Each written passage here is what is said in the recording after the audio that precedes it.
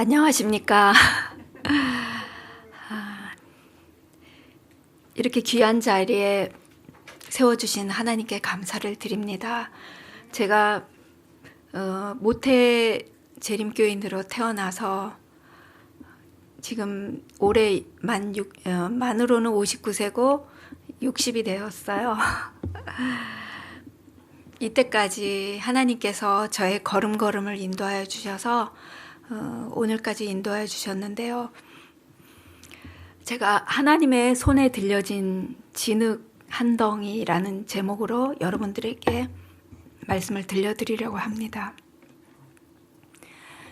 우리는 정말 보잘것없는 진흙과 같은 존재이지만 하나님의 손에 들려졌을 때 정말 연약하고 아무것도 가진 것이 없는 저와 같은 사람을 하나님께서 어떻게 당신의 그릇으로 빚으시는지 그 이야기들을 여러분들과 함께 나눠보려고 합니다. 하나님께서는 저의 어려서부터 저의 아버지가 되셨습니다. 저는 그 사실을 굉장히 좀 늦게 알았어요. 그래서 하나님 예전에 어렸을 때 기도할 때는 하나님께 기도한다는 것이 뭐 예수님, 뭐 주님, 뭐 아니면 하나님 뭐 이런 식으로 기도를 많이 했었는데요. 정말 하나님께서 나를 위하여서 나를 못해서부터 만드시고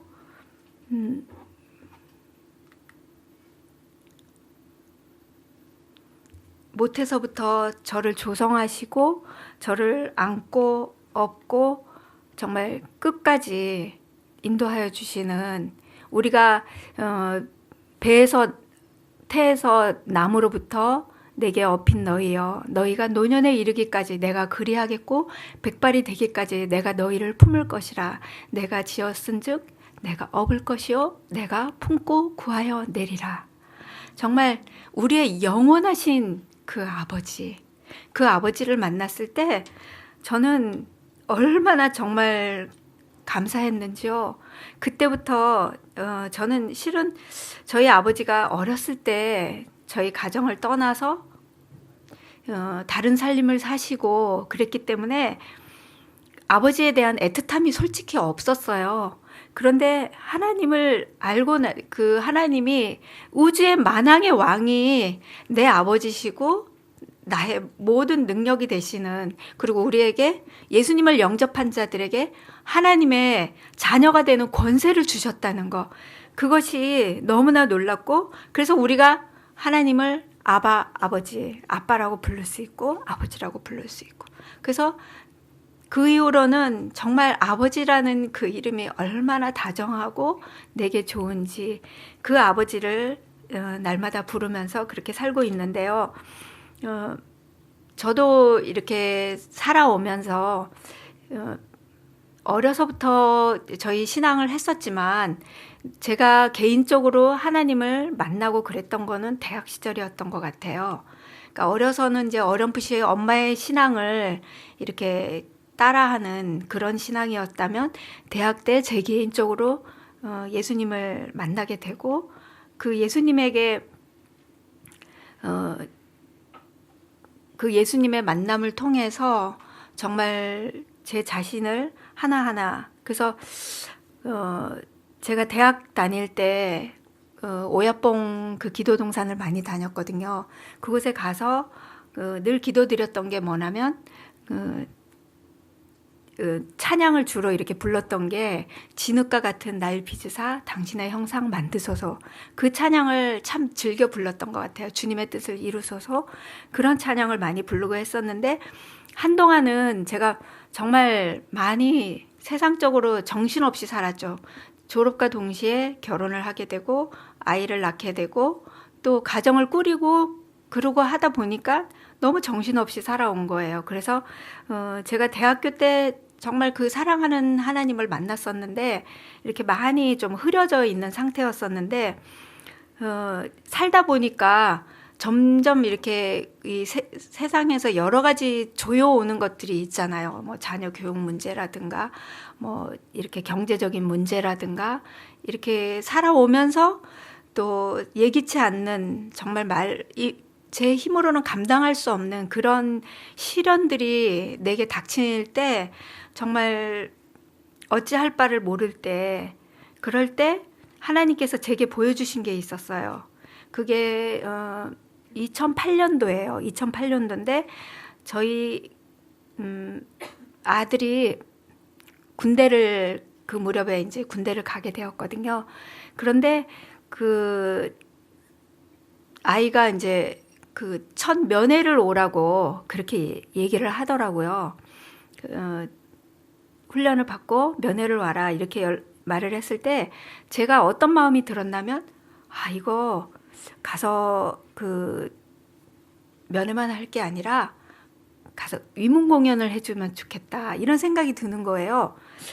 그런데 저희 아이한테 그 얘기를 하니까 애가 펄쩍 뛰죠. 엄마는 무슨 신병이 어디 앞에 나서서 잘난 척한다고 말 들으면 어쩌라고 정말 말도 안 되는 그런 얘기 좀 하지 말라고 막 이렇게 펄쩍펄쩍 뛰는 거예요.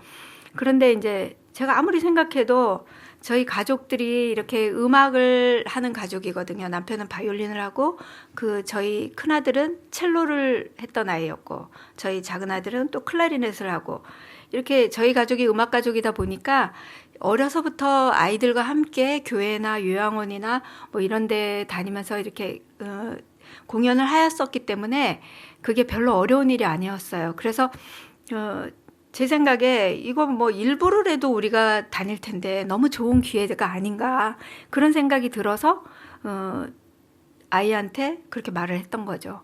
그러니까 나중에는 마지못해서 이제 대대장님 연락처를 줬어요. 근데 그때 제가 이제 집에서 어떤 레파토리를 해야 될지 이렇게 악보를 뒤적이다가 그 한 종이를 보게 되었는데 그게 뭐냐면 그 성령, 늦은비 성령에 대해서 기록한 A4 용지 8쪽 분량으로 된 그런 말씀이었어요. 그게 이제 제가 연합회 강당에 그곳에 이제 활동했던 합창단에서 이제 거기에서 연습을 하기 때문에 갔다가 그게 이렇게 책상 위에 많이 놓여 있는 걸 보고 그걸 하나를 가져왔던 거예요. 근데 그거를 이렇게 그게 눈에 들어와서 처음부터 끝까지 제가 다 읽었어요. 그 자리에서 8쪽이 되는 거를. 근데 어떤 내용이 있었냐면 지금 이 시대가 바람이 막 놓여지려고 계시록에 보면 나오잖아요. 사방에 바람을 천사들이 붙잡고 있는데 그것이 막 놓여지려고 하는 거예요. 그런데 예수님께서 하시는 말씀이 다른 천사들을 급하게 보내시면서 바람을 놓지 말라고. 아직 입맞지 않은 내 백성들이 있다고. 그런 급박한 상황들이 나오는 거예요. 그러면서 복음이 땅끝까지 전파되면 그제야 끝이 오는데 그 복음이 전파되는 데는 무엇이 필요하냐면 성령이 필요하잖아요. 그 성령이 너에게 임하면 너희가 땅끝까지 복음을 전하리라고 너희에게 권능이 임하고 복음을 전하리라고 그런 약속이 있잖아요. 그런데 그 말씀을 이렇게 쭉 보면서 거기에 또 어떤 내용이 나오냐면 우리가 구할 때 하나님께 성령을 구할 때 그 성령을 주신다는 거예요. 그래서 제가 그 자리에서 바로 무릎을 꿇고 저 마음에 늘 자녀 문제라든가 얘가 과연 하늘까지 함께 갈 수 있을까 뭐 여러 가지 많이 마음에 부담이 되잖아요. 그런데 이 성령께서 함께 하신다는 그 약속을 보았을 때 정말 천군 만마를 얻은 것처럼 마음에 그 모든 이런 근심이나 염려가 다 사라지면서 그 자리에서 바로 무릎을 꿇고 정말 엉엉 울면서 우리에게 그 약속해 주신 성령이 분명히 계시고 세상 끝까지 성령과 함께 예수께서 우리 안에 머무셔서 함께 하신다는 그 약속의 보증이 있는 거예요. 그래서 제가 그 자리에서 성령을 간구하면서 하나님 저희 자녀들 다 맡깁니다. 저희 가족들을 하늘까지 인도해 주시리라고 믿습니다. 이렇게 제가 기도를 드렸어요. 그때는 이제 다른 사람들은 염려할 단계가 아닌 거예요. 내 가족, 내 가족만 해도 아직 너무 이게 힘든 거예요. 그런 상황이었는데 그렇게 기도를 한 이후에 제가 이제 거기를 갔다 왔었죠. 아들 이제 그 면회를 다녀온 다음에 거기서 이제 그 부대에 내에 교회가 있는데 교회에서 그 피아노가 있으니까 그래서 교회에서 그 일요일 예배 마치고 거기서 이제 우리가 공연을 했던 거예요. 근데 참 행복하고 즐거운 시간들을 보냈어요. 그리고 대대장님도 굉장히 기뻐하시고 거기 있는 장병들도 굉장히 좋아했었어요. 그런데 이제 그때 대대장님이 뭘 허락을 해주셨냐면 원래는 그 안에서 식사를 하고 가야 되는데 바깥에 외출 허락을 해주신 거예요. 그래서 저희가 이제 밖으로 나왔는데 그때가 3월이라 너무 추워서 어디 밖에서 밥을 먹을 수 있는 곳이 없는 거예요. 제가 밥을 다 밤새도록 막 아이 먹을 거를 다 준비해 갔기 때문에 식당에 갈 생각은 아예 안 했고 그런데 이렇게 가다 보니까 기마 재림군인교회라고 보이는 거예요. 거기가 철원 쪽이었는데 그래서 그 교회를 저희가 들어갔어요. 그래서 그 교회에 가서 인사를 하고 거기서 이제 즐거운 시간을 보내고 이제 가려고 하는데 가기 직전에 이제 아이한테 그 목사님한테 인사를 하면서 그랬어요. 너 얘네가 이제 2주 뒤에 그 GOP로 이동이 되는데 거기 가기 전에 너 한번 여기 교회 오지 않겠냐. 그렇게 얘기를 하니까 지금은 어렵고요. 그 1년 GOP 근무 마치고 그때 올 테니까 그리고 저 그냥 일요일 교회 나갈게요. 이렇게 말을 하는 거예요. 그러니까 일요일 날 그 사병들 예배 드리니까 그때 예배 드리러 갈게요. 이렇게 말하는 거예요. 그래서 그때 제가 집에서 돌아와 가지고 마음에 굉장히 이렇게 마음이 좀 답답했어요. 그래서 하나님, 얘가 안식일을 좀 구별할 수 있게 도와주세요. GOP는 아예 이렇게 외부로 나가거나 그게 전혀 안 돼요. 그리고 얘가 믿음이 좋아서 스스로가 안식일을 지키는 그런 믿음은 아니었거든요. 그래서 얘가 안식일을 구별할 수 있게 도와주십시오. 이렇게 기도를 드렸어요. 그랬더니 그 다음 날 어떤 그 전화가 왔냐면 아이가 딱 전화를 받자마자 이렇게 하는 말이 엄마가 기도했지 딱 그러는 거예요. 그래서 하는 말이 대대장님이 자기를 부르더니 너 왜 안식일교회 있는 거 말 안 했냐? 그러면서 너 요번 토요일부터 교회 보내줄 테니까 너 교회 가라 그러시는 거예요. 그러면서 GOP에 가서도 교회를 보내줄 테니까 교회를 가라 그러는 거예요. 그래서 정말 이거는 있을 수 없는 일이 벌어졌거든요. 그래서 제가 그 기마교회에다 전화를 해봤어요. 그랬더니 부대에서 연락이 왔대요. 여기 안식교인 장병이 있는데 혹시 그 토요일마다 데려오러 올 수 있냐? 우리가 GOP로 다다음 주 이동을 하는데 거기까지 데리러 올 수 있느냐? 거기가 왕복 1시간 거리였거든요. 그런데 이분들이 이제 가겠다고 그렇게 얘기를 하니까 그 말을 듣고 저희 아이한테 가라 이렇게 명령을 내린 거예요. 그러면서 아침에 몇 시에 데려다 줄 거냐, 몇 시에 데리러 와서 몇 시까지 데려다 주냐, 이렇게 아침 8시부터 5시, 오후 5시까지 그렇게 이제 약속을 해서 이 아이를 그렇게 하나님께서 인도하신 거예요. 그래서 제가 그때 너무 놀랐어요. 하나님 이런 분이셨어? 막 이런 마음이 막 그때 드는 거예요. 그래서 이제 기도를 하는 대로 하나님께서 들어주시는 거예요. 심지어는 어떤 일이 있었냐면 금요일 날 얘가 예배를 금요일 날 근무를 쓰는 거예요. 이게 그 보초를 쓰는 거기 때문에 3교대 근무라서 밤에 이제 한 뭐 11시나 이렇게 해서 아침 7시까지나 이렇게 근무를 쓰는 그런 순번 3교대로 이렇게 하는데 그 밤에 근무를 서야 되는 거예요. 그래서 제가 뭐라고 하나님께 기도를 드렸냐면 그 얘기를 듣고 하나님 얘가 금요일 날 근무 안 서게 해주세요. 이렇게 제가 기도를 했거든요. 그랬더니 그 다음 이제 안식일이 지나서 전화가 왔어요. 너 어떻게 됐어? 그랬더니 엄마 제가요 그 11시 근무 나가려고 옷을 다 입고 준비하고 있는데 갑자기 소대장님이 오시더니 장한진 너는 저기 내일 교회 가니까 근무 나가지 말라고 그렇게 말씀을 하시는 거예요. 그러니까 정말 이게 있을 수가 없는 일이거든요. 어떻게 그 교회 보내는 것도 말도 안 되는 건데 교회 간다고 밤에 보초 쓰지 말라고 그렇게까지 해주는, 정말 기도하는 대로 족족 이렇게 기도를 들어주시는 걸 보면서 제가 기도에 대한 욕심이 생겼어요. 그래서 다른 영혼들을 위해서 기도하기 시작한 거예요. 내 피아노 학원의 아이들을 위해서 기도하고 또 우리 친척들, 모든 가족들의 이름들을 다 적어놓고 그 사람들을 위해서 기도하기 시작했던 거예요.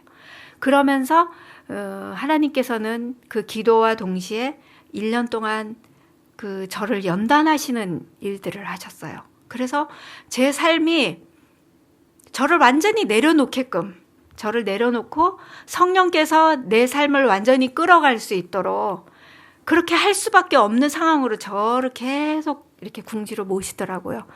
그래서 그걸 통해서 하나, 둘, 정말 하나님이 내 안에서 일하시는 것을 보게 되는 그런 일을 경험을 했는데, 그 다음 해에요.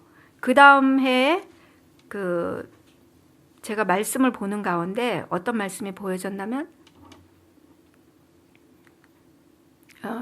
그러나 여호와여 이제 주는 우리 아버지시니이다. 우리는 진흙이요 주는 토기장이시니 우리는 다 주의 손으로 지은 것이니이다.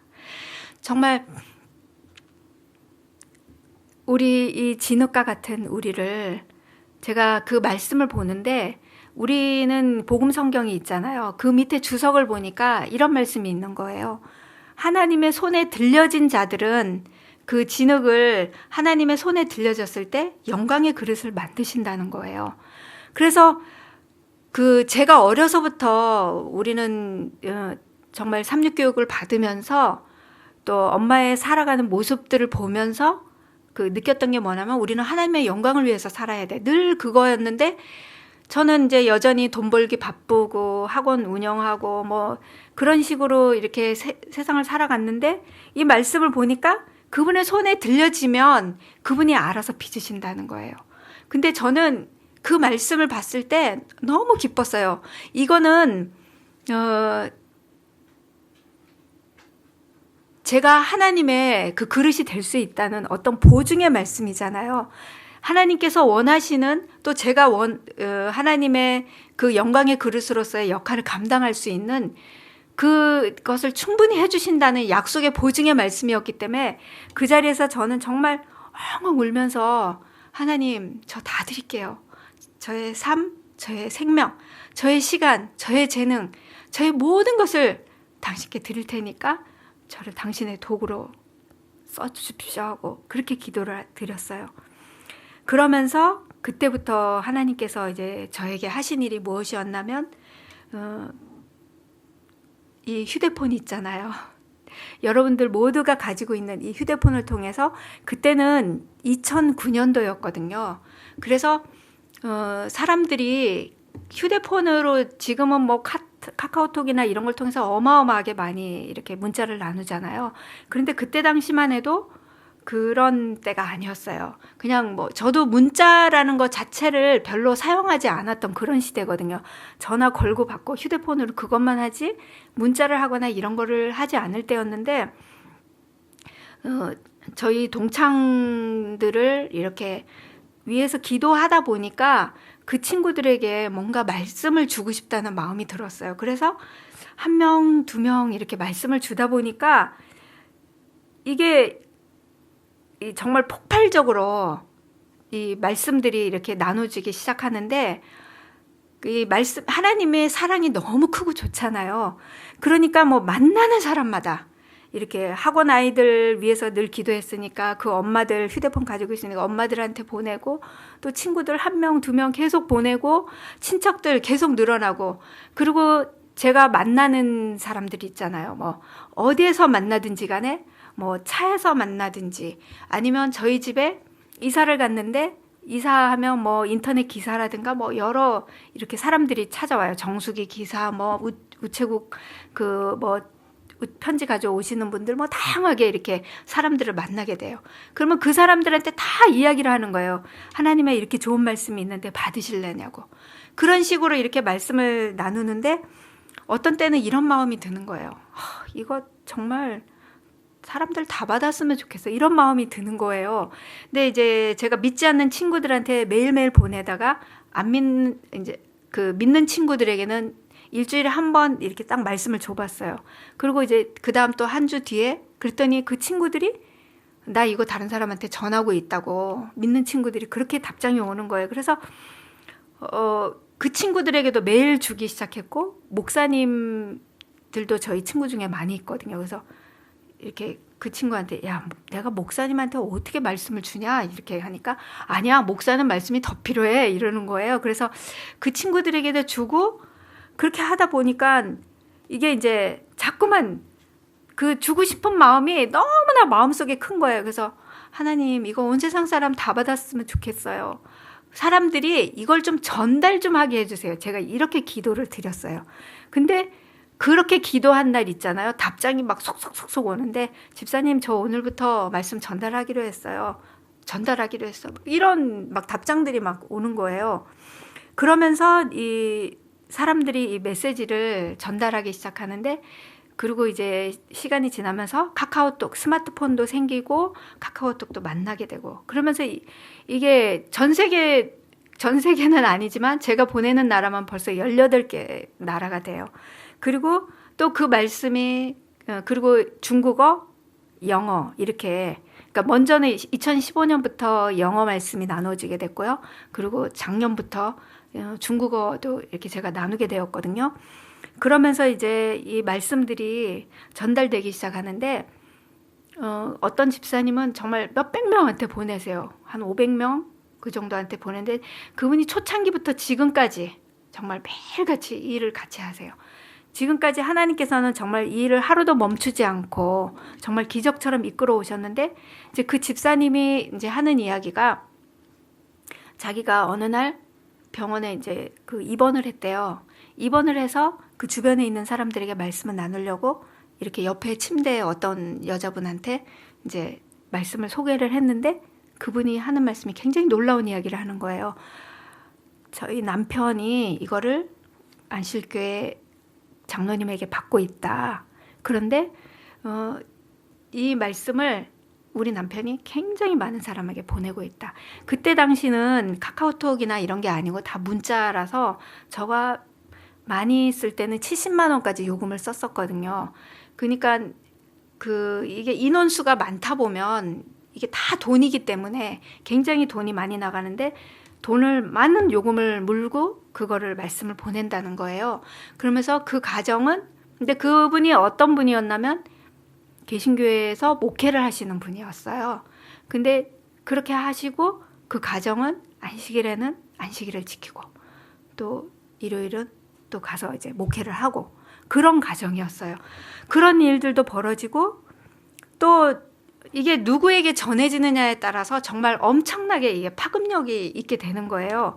그래서 그렇게 말씀이 전해지는데 정말 이 일은 제 스스로가 도저히 할 수 없는 일이거든요. 말씀을 매일매일 하나님께서 공급해 주시지 않으면 그 말씀을 나눌 수가 없는 거예요. 근데 이 말씀이 내가 아무거나 이렇게 뽑아서 이렇게 보내는 게 아니라 그날 하나님께서 주시는 말씀이 있는 거예요. 그러니까 근데 많은 분들이 하는 이야기가 오늘 그 말씀이 내게 필요한 말씀이었다. 이런 이야기들을 많이 전해 주셨거든요. 근데 이제 어떤 한 분한테 전화가 왔어요. 근데 그분이 제가 메시지를 주는 분이 아니거든요. 그런데 그분이 하는 말이 당신이 이 말씀 문자를 보내는 사람이냐. 그래서 난 당신한테는 주지 않는데요. 그랬더니 어떤 집사를 알지 않냐. 그 집사가 나한테 메시지를 보내고 있다.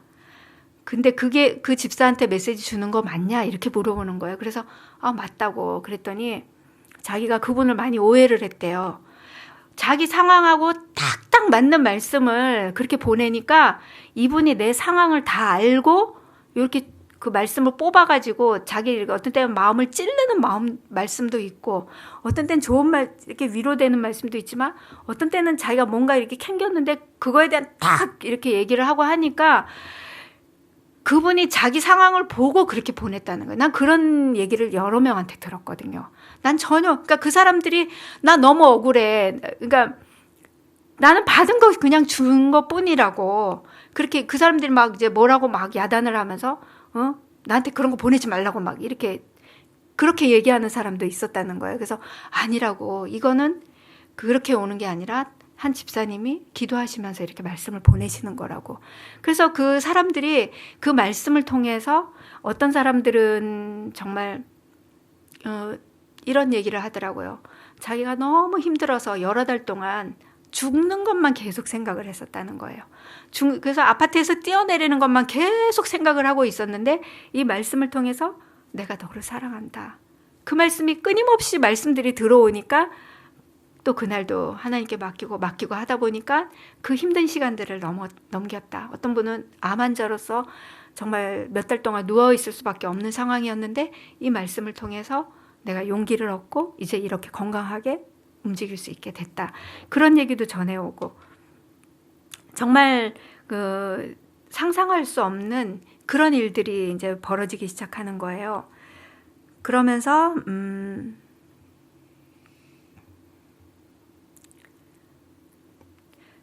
때로는 이 메시지가 우리가 이제 그 충성되고 지혜 있는 종이 되어 주인에게 그 집 사람들을 맡아 때를 따라 양식을 나눠줄 자가 누구냐? 주인이 올 때 그 종이 이렇게 하는 것을 보면 그 종이 복이 있으리로다. 우리가 말씀을 나눌 때 때를 따라, 이 때를 따라가 이제 날마다 말씀을 나누는 것도 되겠지만 그 시기에 적절한 말씀을 나누는 거잖아요. 그래서 이 시기에 필요한 메시지를 전해야 되는데 저는 처음에 이 말씀이 너무 하나님에 대한 좋은 하나님, 무조건적인 그 사랑만 퍼부어 주시는 그 하나님만 나누었거든요. 그러니까 심지어는 그 불교도가 이렇게 어떤 불교도한테 제가 말씀을 이렇게 주게 됐어요. 그랬더니 그분이 이거 누구한테 보내야 되겠다고 이렇게 말하는 거예요. 그래서 어떤 분이 이렇게 무슨 운동을 하다가 거꾸리라는 그 운동하다 거꾸로 진짜 이렇게 추락을 한 거예요.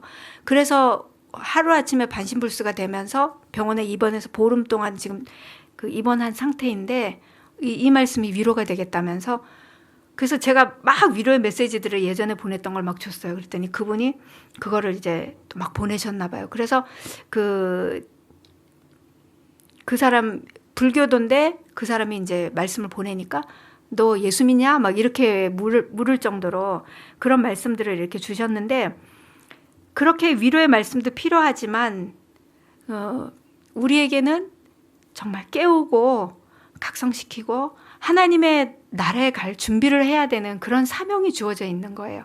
그래서 그러한 말씀들 지금 우리에게는 심판의 때라 그러잖아요. 예수님이 오시기 직전에 양과 염소를 다 구별하는 그래서 그 마지막에 상과 벌을 이렇게 너희 행한 대로 갚아주신다고 약속하신 그 말씀대로 지금은 예수님 오신다는 징조가 계속 일어나고 있고 하나님께서 우리에 대해서 이렇게 각 사람에 대한 심판이 이루어지고 있는 그런 때라는 거예요.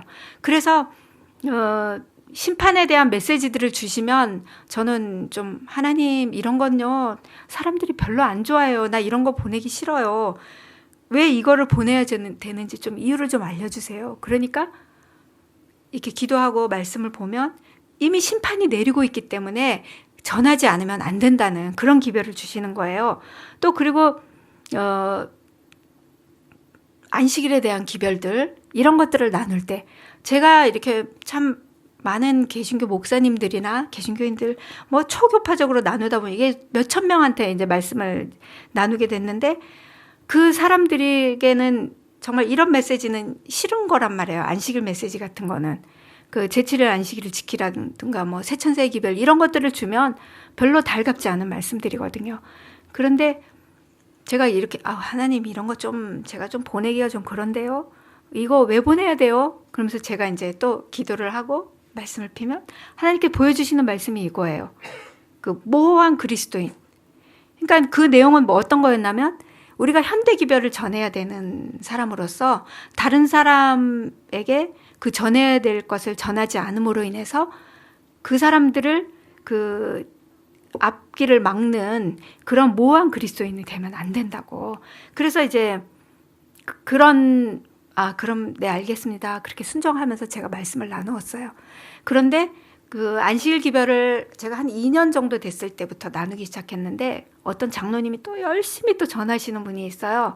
근데 그분이 하는 이야기가 어떤 작은 교회에 그분이 나가시거든요. 그런데 그 안식일 기별이 나가면서부터 막 그분은 이제 어떤 분이었냐면 옛날에 다단계를 하셨나 봐요. 다단계를 하시다가 이제 쫄딱 망해가지고 남은 거라고는 전화번호밖에 없으셨거든요. 그래서 그 전화번호로 말씀 문자를 열심히 보내신 거예요. 근데 뭐 거기 뭐 개신교 목사, 장로 뭐 별의별 사람들 막 그 수많은 사람들 몇백 명한테 매일 말씀을 전했는데 안식일 기별을 전하니까 전화가 오는 거야. 당신 그 교회 어디 있냐고. 나도 한번 가보고 싶다고. 그러면서 화요일 날 예배 그 교회에 우리 교인들이 화요일 날 많이 못 오잖아요. 근데 그 사람들로 교회가 꽉 찬 거예요. 한 20여 명 정도가 모여왔었다는 거예요. 그러니까 그런 놀라운 일도 벌어지고, 근데 그 장로님은 지금 연세가 많이 드셨어요. 지금 제가 이 메시지를 13년째 일을 하고 있잖아요. 그래서 얼마 전에 그분한테 다른 분한테 이야기를 들었는데 그분이 이런 메시지를 보냈다는 거예요. 제가 몸이 너무 안 좋아서, 그러니까 요양원에 계시는 분이에요. 노인 요양원에 거기에 계시는 분인데 더 이상 이제 말씀을 나눌 수 있는 체력이 되지 않아서 오늘까지만 전하고 이제 보낼 수가 없게 되었습니다. 그러면서 우리 하늘에서 만납시다. 이렇게 문자를 보내신 거예요. 그래서 정말 안타까운 마음으로 그분에게 필요한 메시지를 이렇게 제 마음에 생각하면서 말씀들을 보냈었는데 나중에 이제 제가 그 소식을 들었는데 막 열화와 같이 막 여러 군데서 막 당신을 위해 기도하고 있다고 힘내시라고 막 계속 그런 게 오는 거예요. 그래서 이분이 하루 이틀만 못 보내시고 이제 말씀을 다시 보내기 시작한 거예요. 근데 이분이 어떤 상황이었냐면 아무것도 먹지도 못하고 잠도 못 자고 하루에 2시간도 못 주무시는 거예요. 그 연로하신 분이. 그분은 그러더라고요. 나는 이미 치매 진단을 받은 지가 오래됐다고. 그러니까 알츠하이머 환자가 이 일을 하는 거예요. 그러시는 분인데 그때 제가 한창 그 새천사의 기별을 나누고 있었거든요. 그 새천사의 기별을 계속 나누고 그 준비하는 과정이었는데 그분이 그런 상황이 된 거예요. 그랬는데 그렇게 많은 분들이 기도함으로 인해서 지금까지 메시지를 계속 또 보내고 계세요. 그래서 하나님께서 우리가 일을 할 때 하나님께서 그 일에 그분이 하시는 거지 우리는 그분의 손에 들려진 도구에 불과하다는 거죠. 저 같은 경우는 정말 연약했거든요. 그래서 정말 많이 아파가지고 한 40일을 제가 하혈을 한 적이 있어요. 그러니까 일도 많이 무리가 되기도 했었지만 그러면서 더 이상 힘이 없어서 움직일 수 없는 상황이 돼가지고 병원에 가서 수혈을 받고 또 수혈을 받고 그날 저녁에 또 너무 많은 또 하혈을 하고 그 다음날 완전히 그 쇼크 상태가 와가지고 손과 발이 다 오그라들면서 정말 통증도 말도 못하고 그런 상황에 있을 때 말씀을 도저히 보낼 수 없는 상황인 거예요. 그래서 하나님, 제가 이 일을 계속할 수 있도록 저를 고쳐주세요. 혈루증 여인도 고쳐주셨잖아요. 제가 그렇게 기도를 하는 동시에 정말 그 고통이 딱 사라지고 그리고 그날 이제 수혈을 조금 더 받고 근데 그날로 딱 멈췄어요. 그 하혈이 딱 멈추고 제가 조금 쉬러 저희 어머님 집에 내려갔었어요. 그러니까 정말 꼼짝도 못하던 사람이 그 고속버스를 타고 그 몇 시간을 타고 이렇게 내려갈 수 있을 정도로 그렇게 그래서 그 이후로 하나님께서 때때마다 정말 기적 같은 그런 일들을 보여주시면서 이 일을 감당하게 해주셨는데요. 이 일을 하면서 정말 감사한 분을 제가 만났어요. 예전에 제가 이제 몸을 그렇게 이제 좋지 않은 상황임에도 불구하고 하나님께서 그렇게 붙들어 주셨지만 그때는 제가 정말 모든 일을 쉬고 그 몸을 요양해야 되는 상황이었거든요. 그런데 계속 일을 하다 보니까 피아노 학원도 운영하고 많은 일들을 제가 했었거든요. 그러다 보니까는 나중에는 이제 그 자궁을 드러내야 되는 그런 상황까지 온 거예요. 그때 이제 그날도 저는 새벽같이 7시 반에 수술을 들어가면 그 전에 6시 몇 분부터 이제 말씀을 다 보내고 그러고 이제 했는데 전화가 온 거예요, 나중에. 그러니까 이 수술은 배를 이렇게 십자로 가르고 이렇게 하는 수술이거든요. 그런 와중에 이제 나중에 전화가 한 분한테 왔어요. 그래서 하나님께서 제가 이 메시지를 한 6개월 정도 나누었을 때 계속 교회 간증을 세우셨는데 어느 한 교회 할머니 집사님이세요. 근데 그분이 그때 이후로 저를 위해서 매일매일 저를 위해 기도했다는 거예요. 자기는 이제 늙어서 일을 하지 못하는데 이렇게 젊은 분이 열심히 일을 하는 걸 보니까 굉장히 이렇게 희망을 느끼고 우리 교회에 대해서 희망을 느끼고 이분은 기도의 사람이에요. 정말 새벽부터 일어나가지고 대총회장부터 해서 모든 우리 교회 각 기관들, 목사님들 그 아는 모든 분들을 위해서 이분은 기도하시는 분이에요. 근데 이분이 하는 말이 집사님은 저를 위해서 오셨어요. 저는 집사님을 통해서 희망을 얻었어요. 그러면서 집사님이 그 이후로 내 머리에서 떠나지를 않아요. 아침부터 밤중까지 집사님은 제게서 머리에 떠나지 않는다고. 그런데 집사님 무슨 일이 있으시죠? 이렇게 얘기를 하는 거예요. 그래서 네, 제가 수술을 받고 병원에 이렇게 누워 있습니다. 그랬더니 정말 집사님이 굉장히 힘든 가운데 있다는 거를 그게 느껴졌다는 거예요. 근데 이분이 지금도 정말 열심히 우리 모든 가족들 다 위해서 기도하고 하는데 제 상황이 다 보인대요. 제가 사는 상황들이 눈에 다 보인다는 거예요. 그래서 얼마나 힘들게 이 일을 하고 있는지 그런 것들이 다 보여서 기도를 안 할 수가 없다는 거예요. 그러니까 그분에게 이제 저는 고마워서 예수 라디오 이런 거를 이렇게 사서 보내드렸었거든요. 그분이 눈도 안 좋으시니까 책도 오래 읽지도 못하고 하시는데 우리 교회 이제 진리의 뿔 라디오 이런 거를 이제 보내드렸어요. 그랬더니 그분이 그거를 계속 듣고 또 듣고 또 듣고 아마 우리 여기에도 몇 번 연락을 하셨을 거예요.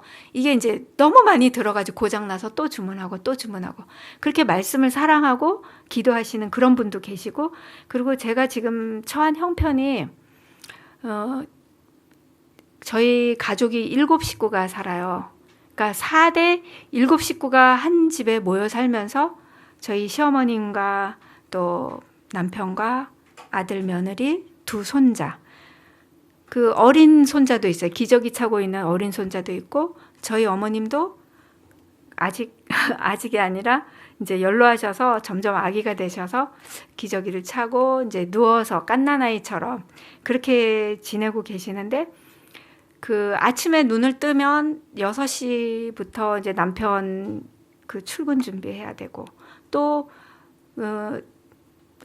큰아이 그러니까 큰 손자가 이제 학교를 다니는데 학교를 가거나 아니면 줌 수업을 하면 제 방으로 아예 들어와요. 애가. 제 방이 제일 조용하다고. 그렇게 되고 그 다음에 또 9시 반 되면 손자를 또 그 밑에 손자를 어린이집에 데려다 주고 또 아들 며느리 또 밥 차려서 밥 먹여서 이제 걔들은 조금 늦게 나가거든요. 그럼 다 해서 보내고 그럼 또 시어머님 밥을 드려야 돼요. 그러고 나면 오전이 시간이 없는 거예요. 그리고 오후 되면 막 조금 해롱해롱하죠. 이렇게 그 아침에 그 맑은 그 영이 아니고 영이 흐려지면 이 말씀을 미리 이렇게 작성이 안 되면 굉장히 어려움이 있어요. 그리고 밤에 우리 아이들이 10시, 11시에 들어와요. 그러니까 아기랑 다 제가 데리고 재워야 되거든요. 그러니까 하루 종일 저는 제 시간이 없어요. 말씀을 볼 시간도 들을 시간도 계속 다른 사람이 수발을 해야 되는데 그런 와중에 하나님께서 천사를 보내시는 거예요. 그 천사는 뭐냐면 저희 요양보호사님이에요. 저희 어머님 우리나라 그 제도가 좋아서 하루에 4시간씩 6일 동안 요양보호사가 오시는데 정말 천사 같은 요양보호사가 오셨어요. 그래서 그분이 오셔갖고 제가 부탁하지도 않은 일들을 많이 도와주는 거예요. 때로는 아이도 봐주고 이렇게 또 음식 같은 것도 우리가 먹을 것까지 이렇게 다 해주시고. 근데 그분은 이제 전혀 신앙을 하지 않으시는 분이었는데 이제 저희 집에 와서 제가 이제 오늘의 신앙, 다니엘 계시록 이런 것들을 이렇게 드리는데 정말 열심히 보세요. 또 예언의 신 이런 것들을 드리면 또 그런 것도 열심히 보시고 정말 성심껏 저를 그렇게 도와주세요. 정말 그분이 아니면 저는 밥도 못 먹고 살지도 몰라요. 밥할 시간도 없잖아요. 정말 그런 바쁜 와중에 이게 말씀 작성하는 것만 중요한 게 아니라 보내는데도 몇 시간씩 걸리거든요. 몇천 명을 1대1 채팅으로 이렇게 말씀을 이렇게 보내다 보니까 그런 많은 시간들이 걸리는데 그렇게 돕는 그 사람들을 통해서 하나님께서 이 일을 하게 해주신다는 거죠.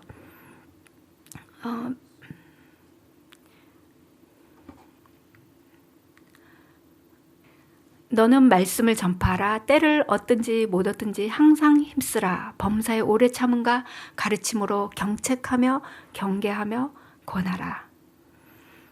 이 말씀을 정말 13년 동안 하루도 안 빼고 말씀을 보내었거든요. 근데 어떤 때는 제가 이런 생각이 들어요. 너무 안식일은 바빠. 교회 와서 오전에 반주 다 해야 되고 또 오후에 가면 또 저희 시어머님이 집에 계시다 보니까 친척들이 오거나 하면 이제 그 사람들하고 또 이렇게 상대하고 하다 보면 말씀 준비도 안 됐는데 보내지도 못하고 말씀 준비도 못하고 저녁밥 같이 차려서 또 먹고 그러고 보면 막 7, 8시가 돼버리는 거예요. 그러면 하나님 좀 토요일은 좀 쉬면 안 될까요? 막 이제 이런 마음이 드는 거예요. 그리고 하나님 말씀 안 주시면요 저 말씀 못 보내요. 그러니까 이 메시지를 빨리 주셔야지 된다고. 그래서 기도하고 이제 말씀을 이렇게 딱 열잖아요. 그러면 이거는 절대 안 보내면 안 되는 그런 말씀인 거예요. 너무 중요한 말씀을 주시는 거예요. 그러면 막 신속하게 말씀을 작성해서 막 그때는요 막 얼마나 이게 불이 나게 하는지 1시간 동안에 제가 2,500명 정도 말씀을 보내는데 개인톡을 거의 2,000명을 보내요. 그 말씀들을 1시간 안에 거의 다 보내는 거예요. 진짜 기적 같은 일이죠. 막 완전히 뭐 그렇게 이제 하나님께서 능력 주시고 평소에 이거 인터넷이 잘 돌아가야 되는데 그때는 뭐 막 그냥 뭐 너무 빠르게 돌아가요. 막 그때는 그런 식으로 해서 하나님 말씀을 나누게 하시는데 또 어떤 때는 제가 또 그런 일들이 또 반복이 되는 거예요. 이렇게 또 너무 힘들어요. 그래서 토요일 날 좀 쉬면 안 돼요? 하나님 좀 그런 말씀 좀 쉬어가면서 해라. 좀 이런 말씀 좀 보여주시면 안 돼요? 제가 이렇게 하나님께 여쭸어요. 근데 하나님께서 뭘 보여주신 줄 아세요? 진리를 붙잡아라. 이런 제목인데 왜 진리를 붙잡아야 되느냐? 다른 사람들에게 나누기 위해서다. 그러면서 너가 하늘의 크신 3대 권세자와 약속한 것이 있지 않냐? 그 약속을 지켜라. 그렇게 말씀하시는 거예요. 그러니까 제가 하나님 도구로 다 드린다고 말씀을 드렸잖아요. 그럼 제가 할 말이 없어요. 네, 알겠습니다. 그러면서 또 순종하는 마음으로 그날 또 보여주시는 말씀을 나누고 그 다음부터는 이제 물어보지 않아요. 하나님 나 오늘 그러니까 어떤 상황이든지 제가 하나님께서 5년 반 동안 가정을 떠나서 외부에서 암 환자들 곁에서 이제 피아니스트로 활동하면서 요양병원이나 뉴스타트 센터 이런 데서 제가 활동을 한 적이 있어요. 이제 그때는 뭐 아침부터 뭐 계속 바빠요. 새벽에 반주 나가고 요양병원에 있을 때는 새벽 반주 또 뭐 성경 공부, 건강 강의 또 저녁 예배 그러면 하루에 4번씩 반주하러 나가요. 그리고 사이에 또 아이들 직원 아이들 피아노 좀 가르쳐 주라 해서 걔네들 또 피아노도 가르쳐 주고 그러다 보면은 정말 바쁜 와중인데 그리고 또 어디 이동 중에도 있어요. 그러면 이동하면서 이제 한우들하고 산책 가면서 산책 중에도 보내고 뭐 어디에서는 이제 생활이 된 거예요. 이게 제가 보내면서 생각을 해요. 때를 얻든지 못 얻든지 그래 맞아. 그러면서 이제 말씀을 보내는 거예요. 그리고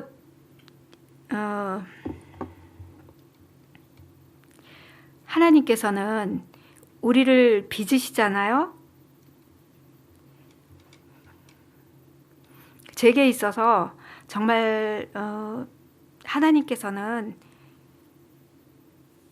성령을 보내주셔서 성령께서 저와 함께 하시는 그것도 보지만 십자가의 능력, 예수님이 아니면 우리가 어떻게 그 일을 하겠어요.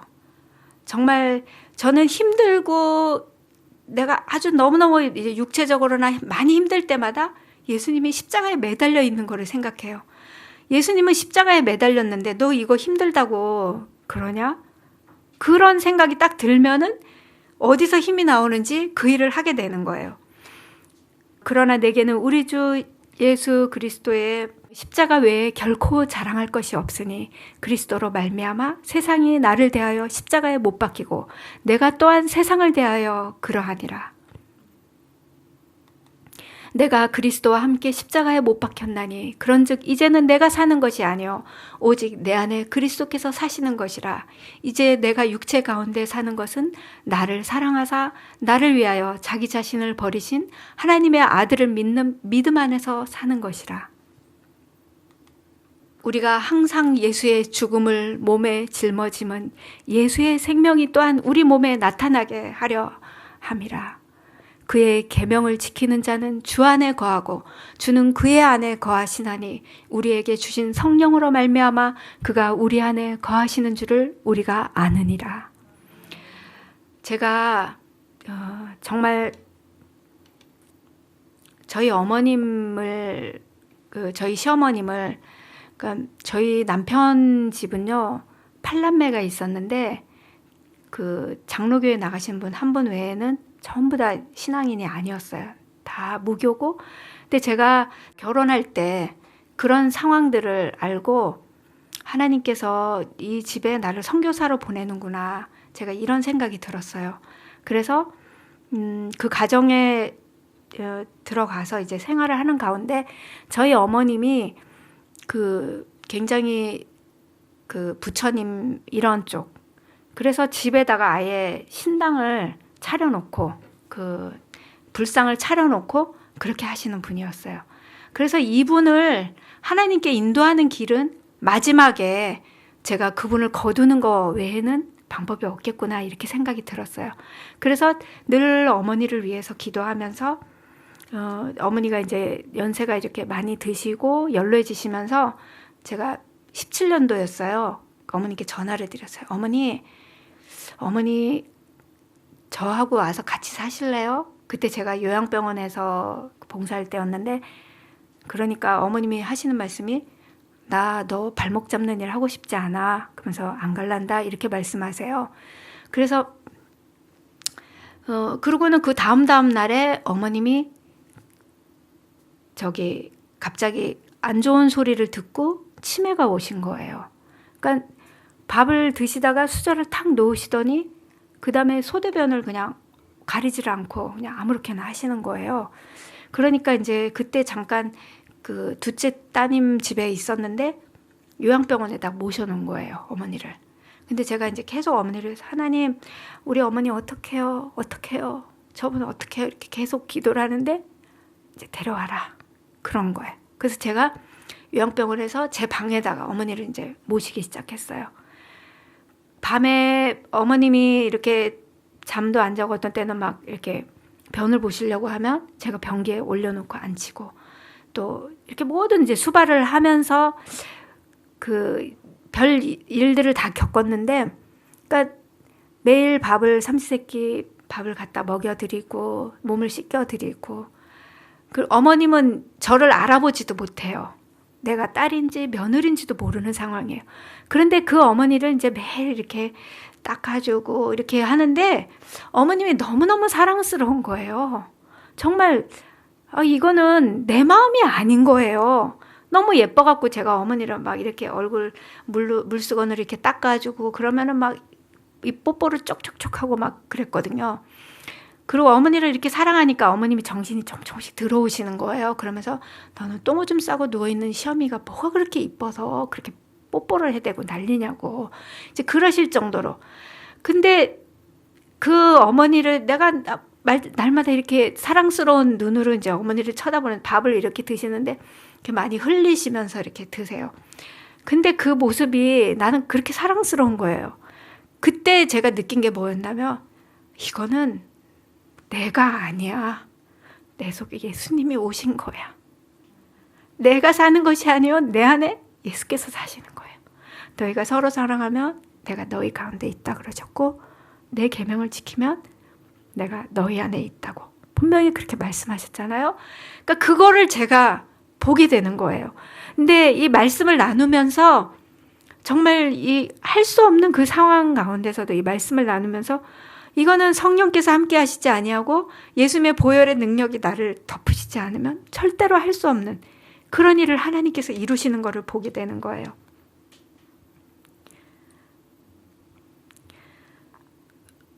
지금 이 시대는 하나님께서 당신의 백성들을 구별하는 시기잖아요. 이 시기에 하나님께서는 내 백성이라고 말하는 그런 백성들을 인을 치신다고 말씀을 하셨어요. 하나님의 도장을 찍잖아요. 얘는 내 거라고 이마에다 인을 치신다고 말씀하잖아요. 저희 교회에서는 이것을 해석하기를 하나님의 품성을 우리의 형상에 새긴다고 말씀하시거든요. 그러니까 예수님께서 이 땅에 오신 것이 우리를 신의 품성을 갖게 하시려고 이 땅에 오셨고, 우리의 삶이 정말 하나님의 계명을 지키고 예수 믿음을 지키는 그런 삶을 살아갈 때 정말 예수 그 믿음이 우리 안에 계명을 지킬 수 있도록 그 안에 우리가 지키는 것이 아니라 예수께서 들어오셔서 그 일을 하시고, 그러면서 우리는 하나님의 형상으로 하나하나 조각이 되면서, 그 옛날에 도장을 인주로 이렇게 찍는 게 아니라 이렇게 불도장 같은 걸로 해서 이렇게 새기면은 그게 이렇게 완전히 이렇게 파이면서 딱 형상이 찍히는 그런 인들을 찍었잖아요. 그러니까 우리의 삶 속에 여러 가지 깎고 깎이는 일들이 있을 거예요. 그런 그 불시령과 같은 그런 일들은 우리를 하나님께서 깎고 계신다는 거예요. 그 일들을 통해서 나의 모난 것들을 다 버리고, 그리고 나를 의지했던 거, 그런 것들을 다 내버리고 예수님만, 정말 하나님의 그 사랑만 바라보고 성령의 능력만 의지하는 그러한 사람으로 바꿔주신다는 거죠. 그래서 우리가 그러한 백성으로 정말 이 세상을 살아가면서 이 말씀을 제가 이 메시지 일을 하면서 정말 좋은 사이트가 있어요. 그러니까 예전에는 제가 모든 말씀들을 성경과 예언의 신에서 이렇게 읽고 하나하나 다 이렇게 써가지고 했었거든요. 그래서 그때 당시에 이렇게 말씀을 나눌 때, 그 컴퓨터도 사용하지 않고 그런 상태였을 때는 하나님께서 그 딱딱 맞는 말씀들을 이렇게 찾아주셨었거든요. 이렇게 예언의 신 말씀들을 놓고 성경 말씀을 거기에 맞는 거를 찾으려고 그러면 이렇게 어디에 있는지 그게 전혀 이제 모르는 상황에서 제가 하나님, 머릿속에 많은 우리가 어려서부터 들은 거는 있으니까 이 말씀을 찾았으면 좋겠는데 이 말씀이 성경 어디에 있는지 내가 어떻게 알아요? 그래서 하나님 이 말씀 좀 찾아주세요. 이러면 그 예수님 이름으로 기도합니다. 딱 하면 예수님 이름으로 할 때 딱 머릿속에 로마서, 데살로니가전서 이렇게 머릿속에 탁탁 책명이 떠올랐어요. 그래서 이렇게 그 책을 열면 바로 그 말씀들이 나왔거든요. 그렇게 해서 했었는데 몇 년 전에 이제 만난 그 사이트가 있어요. 그 3ams.com 이거를 여러분이 인터넷에 검색하면 이 사이트를 들어갈 수가 있어요. 근데 이 사이트에서는 성경과 다양한 성경 연구에 정말 제가 봤을 때 최고의 사이트라고 저는 여러분들에게 추천하고 싶어요. 다양한 참고를 사용하여 쉽게 말씀을 연구할 수 있습니다.